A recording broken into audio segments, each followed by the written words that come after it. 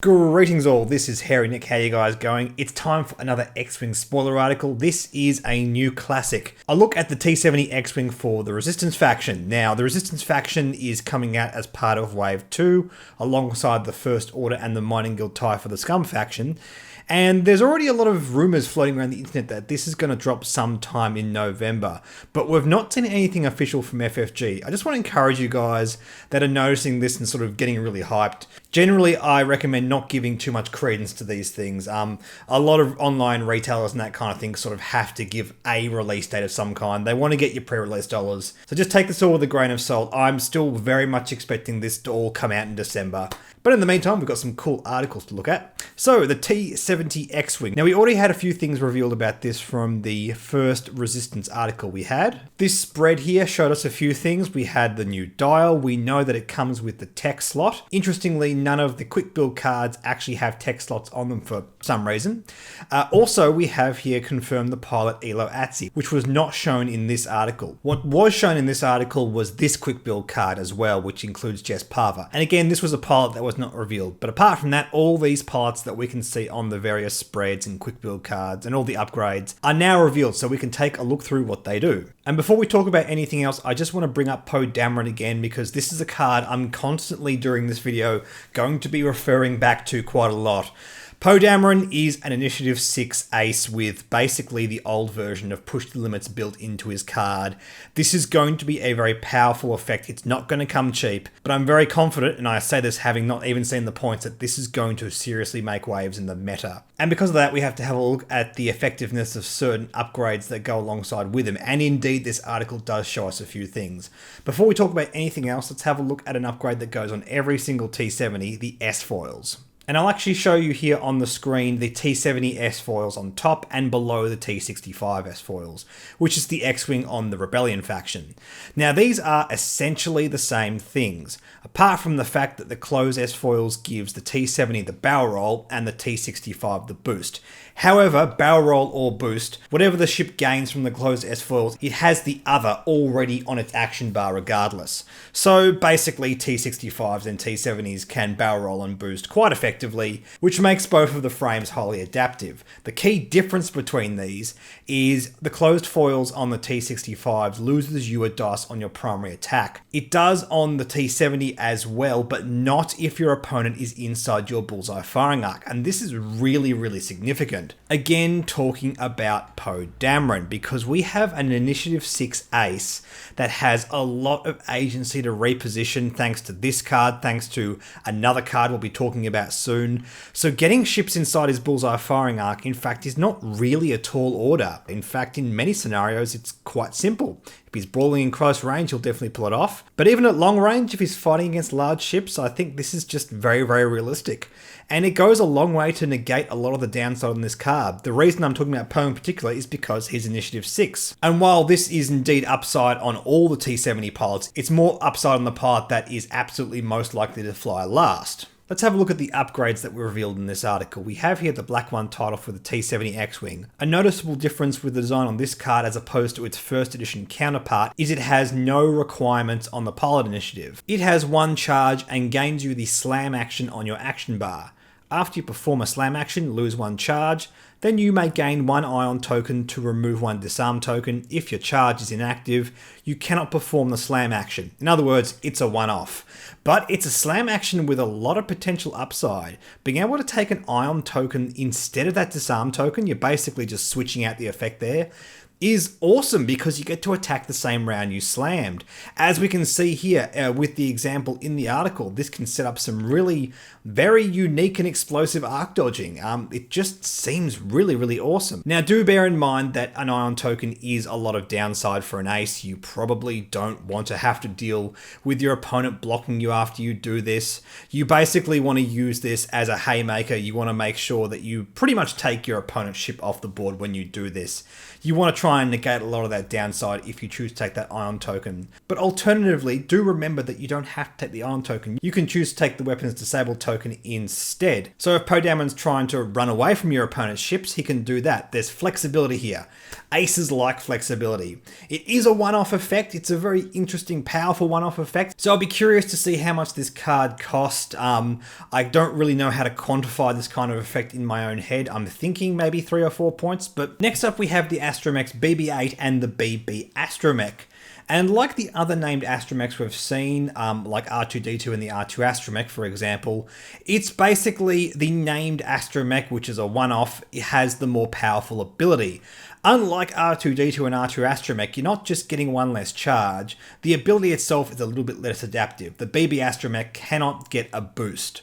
BB-8 reads, before you execute a blue maneuver, you may spend 1 charge to perform a barrel roll or boost action. On the BB-8 Astromech, it's just barrel roll. And this is cool. It's pretty much a carbon copy of the first edition BB-8 ability, just capped with 2 charges. And I think that's a wise move by FFG. I feel like this ability can easily get out of hand, and it's always difficult to sort of combo this with any new ships that come out with the Astromech slot. It's something that they sort of have to design around, but if it's only capped to 2 charges, the power level does have a hard limiter on it, which is a good idea. And now that we've got the design of BB-8, we can also comment a bit further on which astromech we think is going to work well on Poe Dameron. Now, BB-8 to me is an obvious strong choice, as Poe Dameron already has push the limits built into him. He can do another action off the back of BB-8's action, then do a blue maneuver, and then take another. Yeah, that's pretty good. That's pretty good, you guys. Also, I spoke in the last video about the combination of R2HA on Poe Dameron, and I think this is still something worth looking at because Poe Dameron has a lot of agency to get both focus and target lock tokens on his ship quite easily, so double modifying his attack or defense dice is quite powerful. It's probably just not as adaptive or powerful as just taking BB-8, so it's going to come down to costings. Maybe if BB-8 is just a bit too expensive, it's going to make R2HA a bit more desirable, but who knows? Also, it is worth pointing out that while Poe Dameron can no longer take R2-D2, which was a staple in first edition, he can take the R2 Astromech. And it's worth having a conversation about this. I'm not fully convinced this is what he wants, but regen on Poe Dameron in first edition was a pretty huge deal. The downside now is you have a limited amount of charges on that, and you also get weapons disable token, and that is pretty significant downside. The R2 Astromech is also a bit cheaper than the old R2-D2. I honestly don't think this is going to be a good combination, but I did want to bring it up. Again, it's going to come down to costings. Again, if R2 Astromech is just so much astronomically cheaper than BB-8, then maybe we'll see it on there. But I definitely think the conversation is between these 3 cards here. It'll just depend on the costings, the list archetypes, the amount of value we can derive out of these cards, all that kind of stuff. Also in the Astromech slot revealed in this article is M9G8. And M9G8 is a functional reprint of its former self from first edition. You can force any attacking ship to re-roll its red dice as long as you have a target lock on that ship. Now, previously it stated that you could lock friendly ships and then do it to them. You can always lock friendly ships in second edition, so that is junk text that we don't need to put on the card anymore. Nice and simplified, always good to see. Also, it has a nice combo with one of these new pilots, so we'll talk about that in a tick. Let's make our way through these pilots. At Initiative 1, we have the Blue Squadron Rookie. At Initiative 3, we have the Red Squadron Expert. At Initiative 4, we have the Black Squadron Ace, all generic pilots with no pilot abilities. Not much to say about these until we have costings, but it is worth pointing out we do have 3 different levels of generic pilots. And with the named pilots, let's go from the bottom to top initiative. At Initiative 1, we have a named pilot here. J. Chris Tubbs. After you fully execute a blue maneuver, you may choose a friendly ship at range 0 to 1. If you do, that ship removes 1 stress token.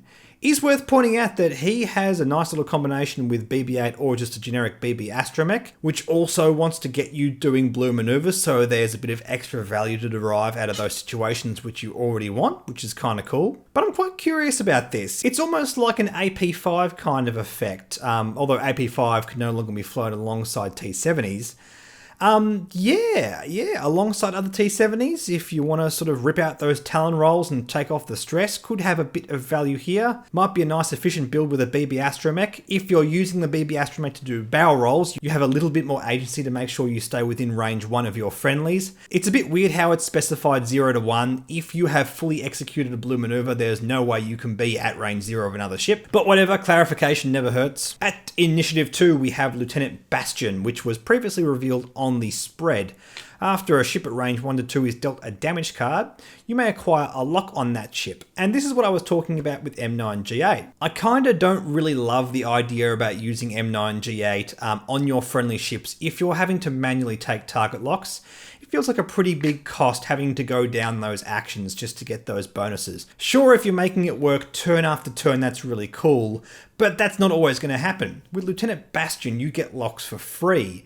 And this is really, really good. It's also worth pointing out he's got a nice bit of synergy with just regular torpedoes and missiles. In fact, maybe he wants M9G8 and proton torpedoes. It'd be cool to see how much that costs.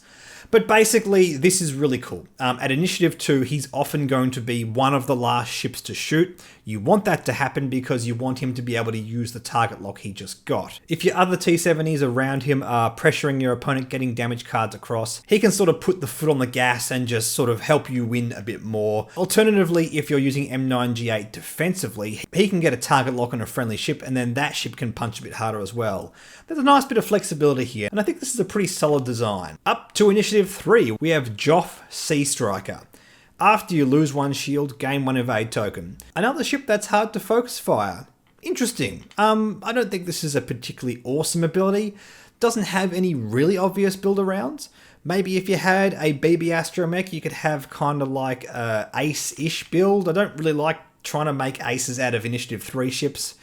But something that's really hard to hit over and over again does kind of lean into that sort of strategy. Don't know, this is interesting. I don't feel like we really want to try to synergize with that ability too much, like taking something like Duke, if indeed he does have a talent. Because if you do that, you won't get any value out of Duke unless you start to lose shields. Your opponent can just work around that by shooting other ships. Yeah, I find this guy a bit hard to quantify. Not really sure what to do with Joff, but an interesting design nonetheless. Kind of reminds me of a much worse version of the old Quick Draw. Alright, up to Initiative 4, we have Care Kun. While you boost, you may use the 1 hard left or right template instead. I feel like that's a bit of an incomplete sentence. Shouldn't it say instead of the 1 straight or banks? Don't know. But anyway, it's pretty straightforward. If you're boosting, you can use hard templates. That's pretty cool. At Initiative 4, he can brawl with some pretty top tier ships. If he has any upgrade cards that rely on positioning, like a heavy laser cannon, that's going to help as well. This might be a case to take BB-8 on this ship because BB-8 can give you boost before you move. Yeah, seems pretty decent. I don't think this screams like major build around or super powerful, but could be fun to build around nonetheless. And apart from Poe Dameron, that's all the named pilots we have. We know that Jess Pava is going to be part of this. We know that Elo Atsi is going to be part of this. This means alongside everything we have revealed, there are 2 more named pilots that we haven't seen. We have not yet seen a card for Nian Num. I'm pretty confident that we're going to see something like that. I don't think we're going to get a carbon copy of what we had in first edition. I think this ability, given the way second edition is moving, is just a little bit too pushed. I would worry about the kind of things you can do when you can link actions and not get stress tokens. So probably not looking at this design, but I would wager that there will be some kind of Nian Num moving forward. But apart from that, who knows? Anyway guys, thank you so much for watching. Now over the next few days, I will be at PAX in Melbourne. I will try my best to get the Hangar Bay video up this Sunday morning like I always do, but I can make no promises. I will be rather busy, but if not, that will go up a day late. Just a quick reminder, if you are coming to PAX Australia, please come say hi to me. During the Friday and the first half of Saturday, I'll be working at the Let's Play Games booth, demoing X-Wing for those guys, and for the rest of PAX, I'll just be wandering around doing my own thing. So please, if you see me, come and say hi. Don't forget to like and subscribe, like me on Facebook, follow me on Twitter and Reddit. Please consider supporting the Patreon. Thank you so much to all my current patrons. I will catch you guys in the next video.